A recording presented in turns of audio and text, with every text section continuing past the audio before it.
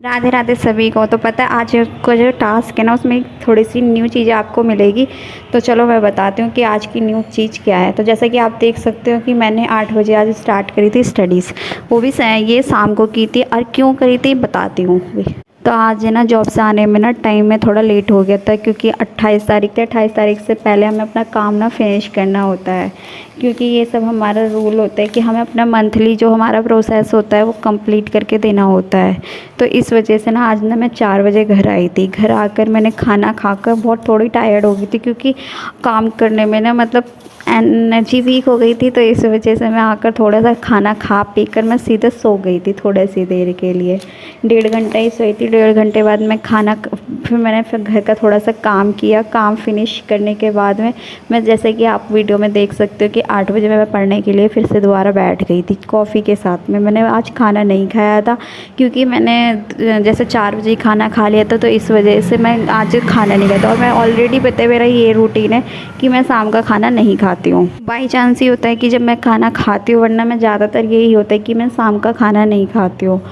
तो क्योंकि खाते हैं हम खाना, तो खाना खाने के बाद नींद आती है, इसी वजह से मैं कॉफ़ी ले लेती हूँ। पर मैंने आज खाना भी नहीं खाया था। वैसे भी मैं खाना नहीं खाती हूँ, तो मैं कॉफ़ी पी के सीधे 8 बजे आज बैठ गई थी स्टडीज़ करने के लिए। तो सबसे पहले मैंने स्टैटिक जीके पढ़ी थी। मुझे समझ नहीं आ रहा था क्या पढ़ना चाहिए, तो मैं सिर्फ स्टैटिक जीके ही पढ़ने बैठ गई थी। स्टैटिक जीके में आज मैंने ज़्यादा नहीं किया था, सिर्फ 1 घंटा ही स्टैटिक जीके के नोट्स बनाए थे, जैसे कि आप देख सकते हो। और मैं अपना नोट्स ना कल आपको शेयर कर पाऊँगी, क्योंकि मेरे नोट्स ना 1.5 घंटे की वीडियो थी और मैंने सिर्फ 1 घंटे में ही 1 घंटे की वीडियो देख पाई थी। तो मैंने इसलिए आपको नोट्स ना मैं कल शेयर करूँगी, कि आपको भी ना जैसे इतने छोटे छोटे नोट्स बनाने चाहिए।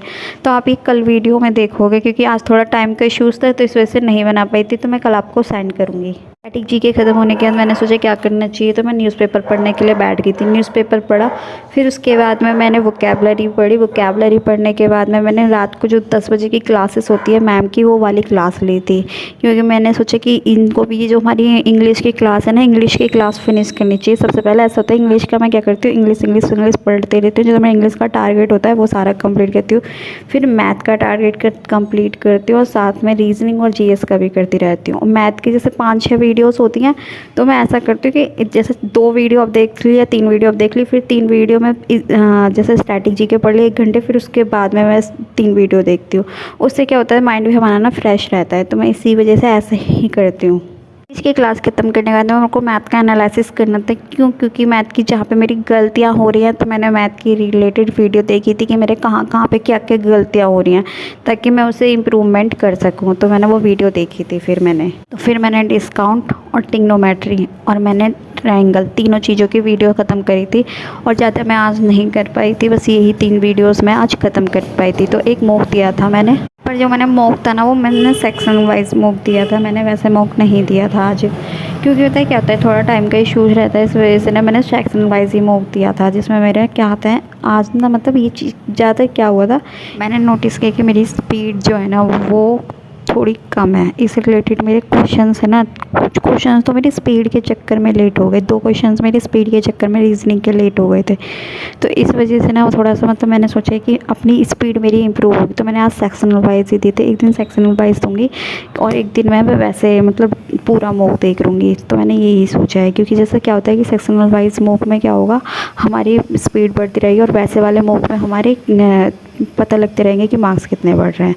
तो मैंने दोनों टाइप के मॉक्स देना स्टार्ट कर दूँगी। और मैं जहाँ तक है सारे के सारे मॉक्स जितने दे सकेंगे ना हम उतनी कोशिश करेंगे, ताकि जो भी होता है कि प्रीवियस ईयर से रिलेटेड सारा आता है, तो इतनी कोशिश करेंगे कि मॉक जितने से जितने हो सके उतने देंगे। पर अभी नहीं, अब ये नहीं कि आज ही से स्टार्ट कर देने, अभी ना थोड़ा टाइम है सब मॉक्स को मतलब देने के लिए, कि एक साथ आप देने बैठ जाओ कि सारे मॉक्स। अभी टाइम है एक वाइज देने, अब ये नहीं कि सारे एक साथ देने हैं। तो इंग्लिश का भी मॉक दिया था। दोनों चीज़ों में यही चीज़ थी कि मेरे टाइम इश्यूज़ थे, और टाइम की वजह से मेरे मार्क्स कम आए थे।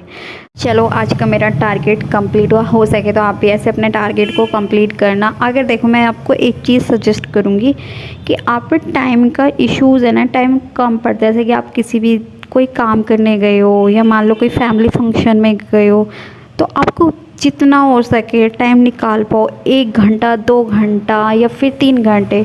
कभी भी जॉब पे जा रहे हो तो पूरा कोशिश करो कि जितना हो सके उतना टाइम निकालो, क्योंकि देखो यार, जहाँ पर आप हो और जहाँ पर आप जाना चाहते हो उसमें बहुत फ़र्क है, ज़मीन आसमान। अगर आप अपना सेक्रीफाइस नहीं कर पाओगे तो हमें जॉब नहीं मिल पाएगी। तो हमें अपनी नींद, खाना, मतलब बहुत सारी चीज़ें हैं जो हमें त्यागनी पड़ेगी।